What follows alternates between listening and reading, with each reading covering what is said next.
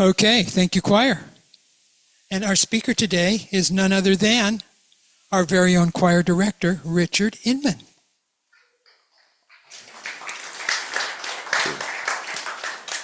Right. So the name of our talk today is Keys to the Kingdom. And as I was researching the whole idea of the Keys of the Kingdom, because there's probably 500,000 pages on the internet about it. Not everyone agrees on what the keys of the kingdom are. The one thing that came up for me that just makes, I think everyone will agree on, is that it's the kingdom is a metaphor for another dimension. And that dimension is a spiritual dimension. We are spiritual beings having a human experience. And ran across a couple of quotes from Eckhart Tolle that I just wanted to run by you. The best indicator of your level of consciousness is how you deal with life's challenges when they come. Through those challenges, an already unconscious person tends to become more deeply unconscious. And a conscious person, more intensely conscious. Could you put that picture up there? I had an experience of, it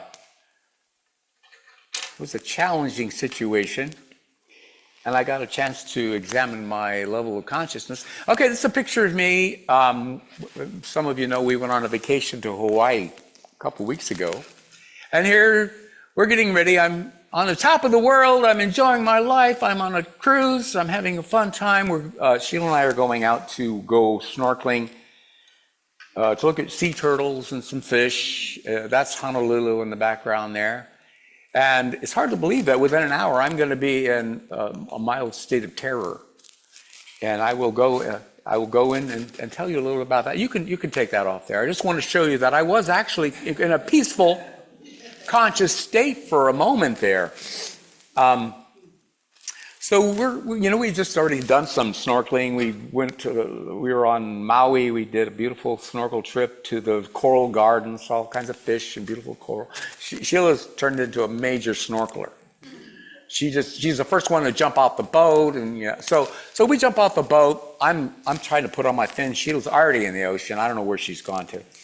I jump in. I'm looking for her because I like to keep a track of her, because you try to do that with your partner. You don't want them to drown while you're snorkeling with them.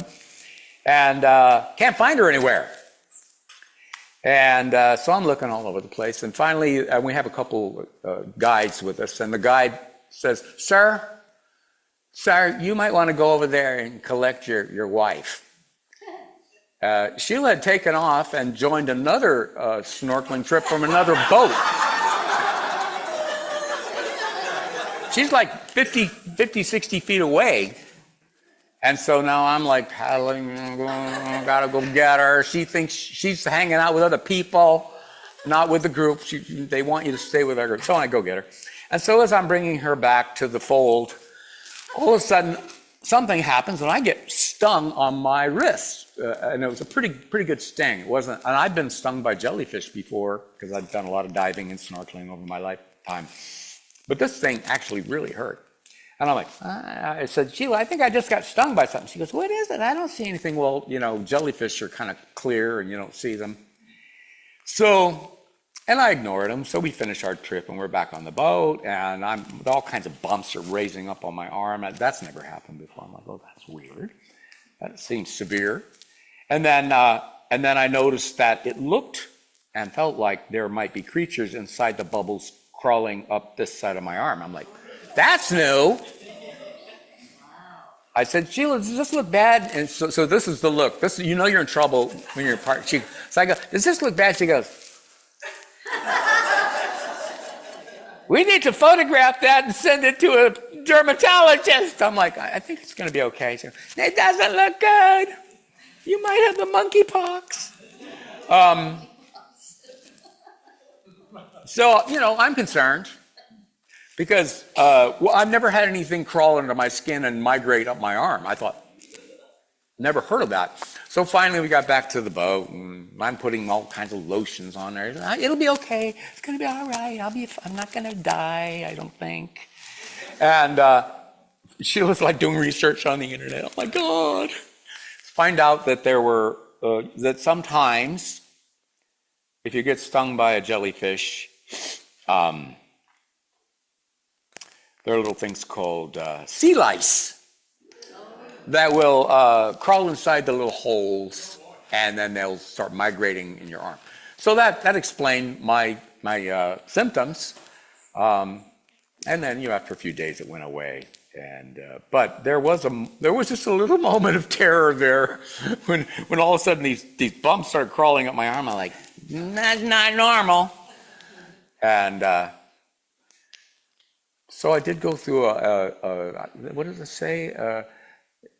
Unconscious person tends to become more deeply unconscious. I think I was in that category.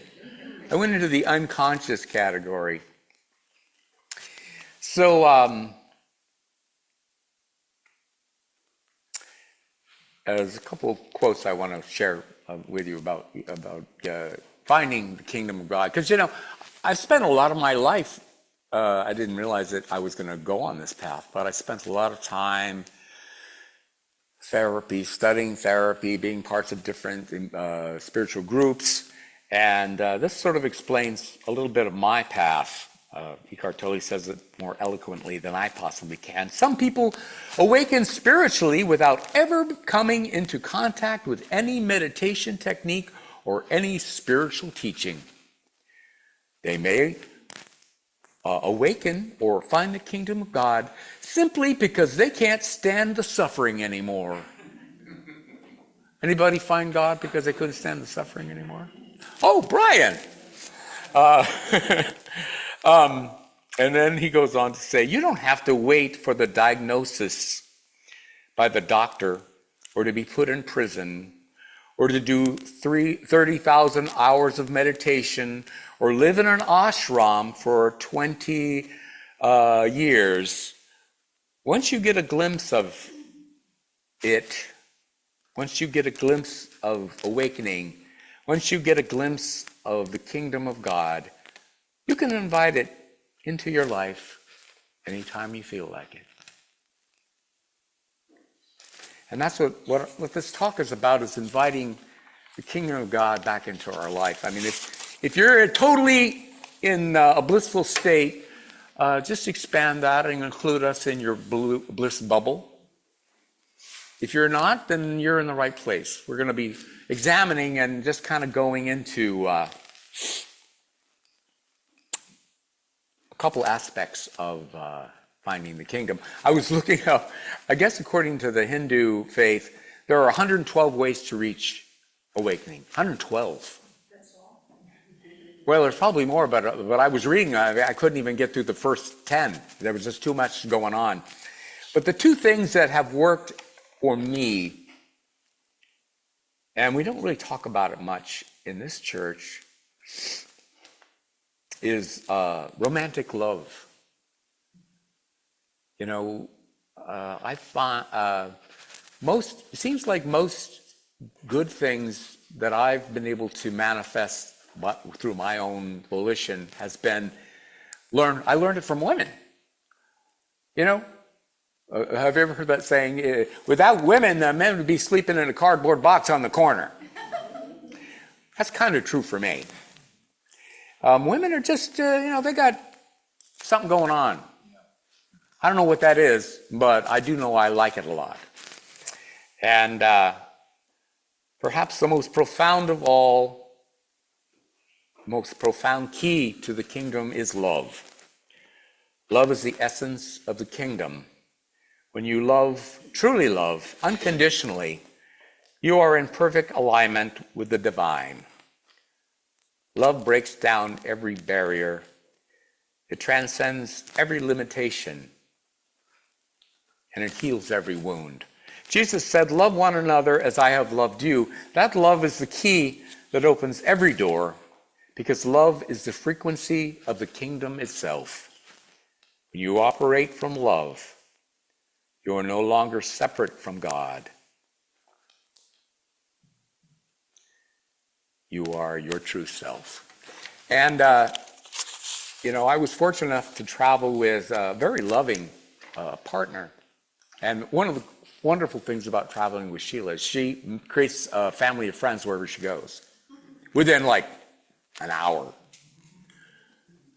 We would go and we would do karaoke every night because there's a karaoke thing. There's a whole karaoke culture on these cruise ships. And as the night goes on, the more creative karaoke performers come out.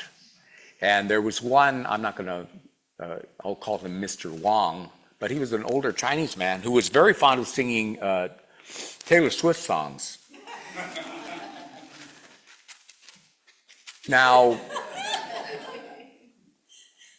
I'd say out of the 70 notes that Taylor Swift wrote for her songs, I would say he hit probably 4 or 5 in that key. And I remember sitting there, and people loved this guy. He loved singing, even though he was actually, I think he might be tone deaf. I'm not sure. Anyway, I'm sitting there going, this is hard to listen to. I like bad singers. This was a level of badness I had rarely heard. And I'm just going, oh man. You know that Shake It Up song by Taylor Swift? Shake it up, shake. Well, anyway, he was shaking it up. And I was sort of in the judgmental, not loving state. I looked over at Sheila, and she's just loving it. And she's pulling for him. She's just got this open heart loving thing going on. And I was like, oh, relax. Love this. This is really fun, Rich. This is great. Anyway, so it's very comforting to hang out with someone who's in a love state like 95% of the time. It just makes life so much easier for me. And anyway, I'd like to invite Sheila to come up. I've been wanting to do this song for a while. And it's one of the more beautiful songs about love and finding people that you can connect with that comfort you, empower you, and love you. And that's what this song is about.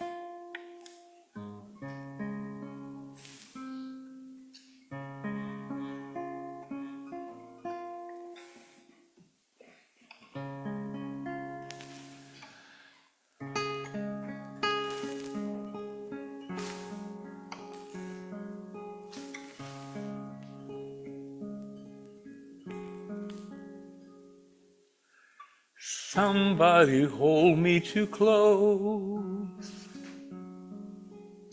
Somebody hurt me too deep.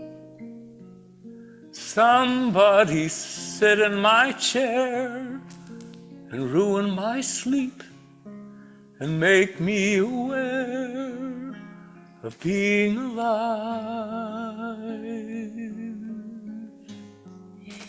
Being alive. Somebody need me too much. Somebody know me too well.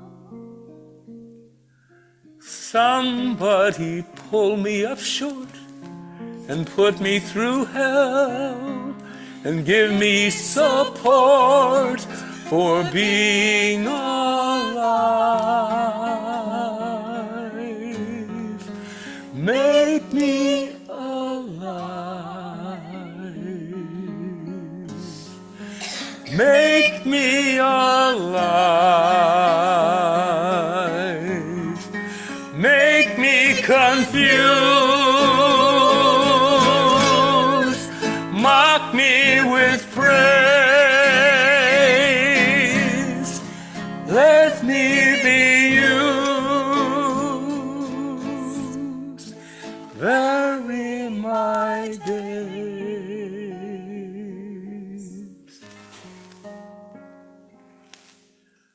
Somebody crowd me with love. Somebody forced me to care. Somebody make me come through. I'll always be there. I'm loving as you to help us survive. Being alive.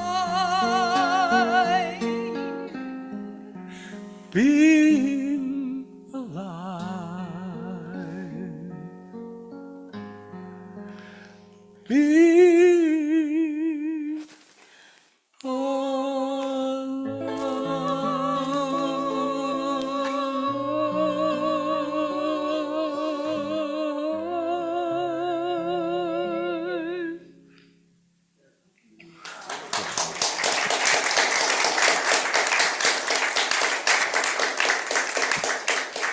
Yeah, I get to travel with her.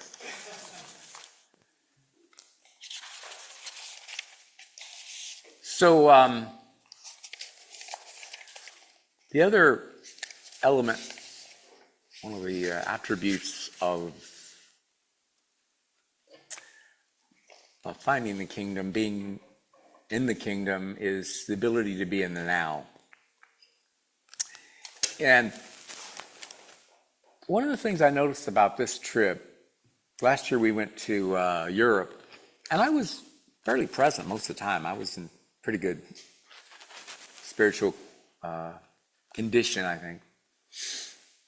This last trip, the first couple nights we were on the trip on the boat, we were in choppy waters, and when you're laying in bed and the ship's going like this, you know, there's a moment there where you feel like you're falling. You know, you're not in your bed anymore because the bed's moved down and you're still there, and so then you kind of, you know, that's hard to sleep like that. So after a couple of days, I'm like, is this ever going to stop? Why did I buy this ticket? Anyway, but most of the time, this trip and this time of my life, my ability to bring myself into the now, fully into the now, or at least my experience of what the now is it's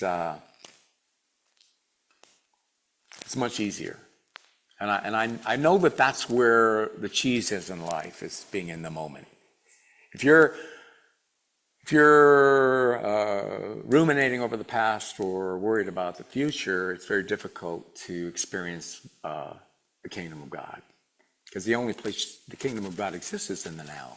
You can't be there in the future. There can only be now. And then that forces you to, I'm here. I really am. There's a saying, the difference between heaven and hell. Hell is this ain't it, and heaven is ain't this great. It's that simple. Ain't this great?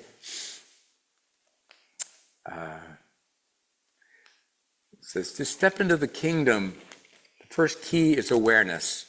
You cannot enter a reality you're unaware of. And so we must first become aware that the kingdom of heaven is not something to be gained in the future. It is something to be realized in the present, right here, right now. So I've got this technique I'd like to share with you about getting into the now, and it's humming. 5 years ago, we did a humming workshop here at the church, and basically we kind of hummed for like 45 minutes. I'm like, what are we doing? Humming? And so I did some research on humming, and there's a nerve that runs up into your head called the vagus nerve, and it regulates heartbeat, mood, digestion, mucus production, sensation, speech, taste, and urine output. And when you can relax that vagus nerve, you can begin to be in the now.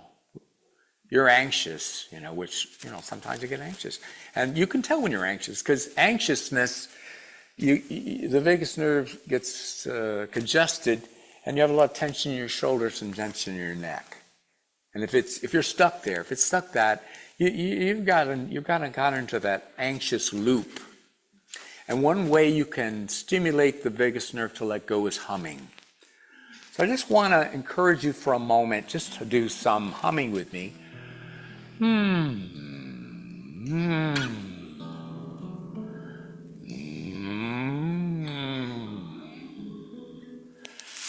And when you hum, see if you can get it really, you're humming and getting to the vagus nerve when your nose is starting to tingle. The more vigorously you hum, the more relaxation you can bring into your body. The awareness that you are more than this body, more than these thoughts, more than these circumstances, that is the beginning. You are an individualized expression of the infinite, a reflection of the divine mind. When you shift your awareness from the material to the spiritual, from the infinite to from the finite to the infinite, the door of the kingdom begins to open. So that is one way to open the door of the kingdom. And so I want to try a process with you, and I want you to help me out with it. 5 years ago, I wrote a song called Go There Now. It was based on a statement by Alan Cohen. He said, there's a place in you that's heaven, go there now. I thought, boy, that sounds like a great song to me. So if you know the Go There Now song, I'll be singing the chorus a number of times. I want you to join me. And while I do this song, please hum along. Doesn't have to be in the key, don't worry, this is not a performance.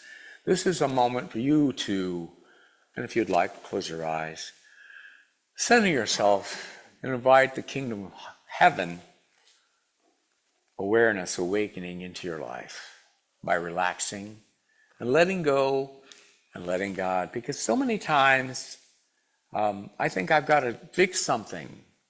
Like there's this election coming up. I'm going, how's it going to go? I hope somebody doesn't get elected. That would be bad. I have these anxious moments. And I don't have to control the world. I don't have to control my breathing. I don't have to control the fact that I can hear and see and exist. God's got that. That was a gift of grace. Okay? So let's just hum a little bit.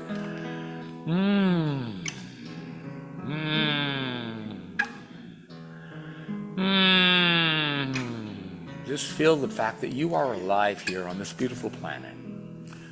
Having a human experience, and you're a spiritual being. There's a place in you that's heaven. There's a place in you that's free. There's a place in you that feels the wonder in everything you see. Go there now. Go there now. Go there now. Go there. So as you hum, let it all go. Let go and let God. Those little things you worry about. Do I look good today? Did I dress up like an Irish hitman today? Maybe that wasn't a good idea. Let go. Let go and let God. Hum. Bring yourself into the moment fully. This is the only place you can experience God, is now. And the present moment is your divine canvas. With each conscious breath, you are painting a masterpiece, stroke by stroke, moment by moment. Let go and let God. Do God's job. Let God hold you. Everything is okay. When you center yourself in the now, you're tuning in to the frequency of infinite potential. This moment is where life is truly alive, where possibility resides. Now, go there now. Go there now. Go there now. Go there. Oh, when you bring in the breath, breathe all the breath out. Let it all go. Trust that you will breathe again, and you could let it all go. And surrender to this present moment.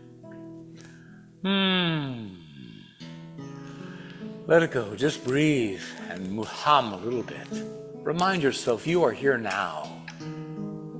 Stimulate your vagus nerve to relax and be here fully now. And watch as the illusions of fear and doubt dissolve. In the now, you are free to expand beyond limitation. Each moment holds a silent invitation to awaken, to love, to evolve. It's the universe reminding you that you're right here, right now,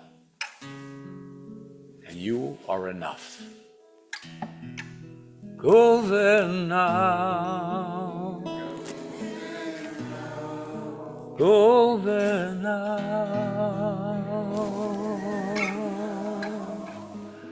Go there now.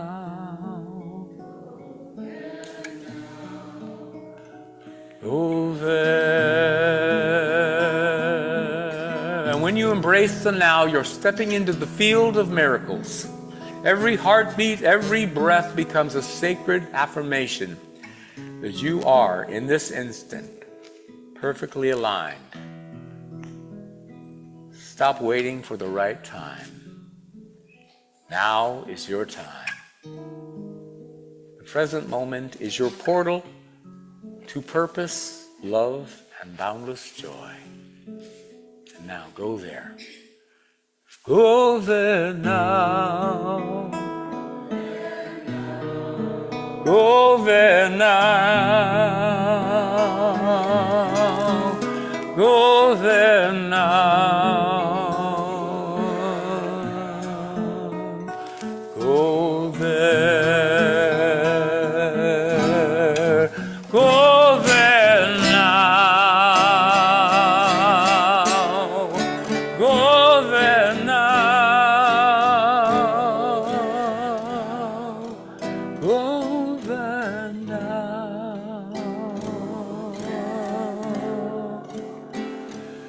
Go there.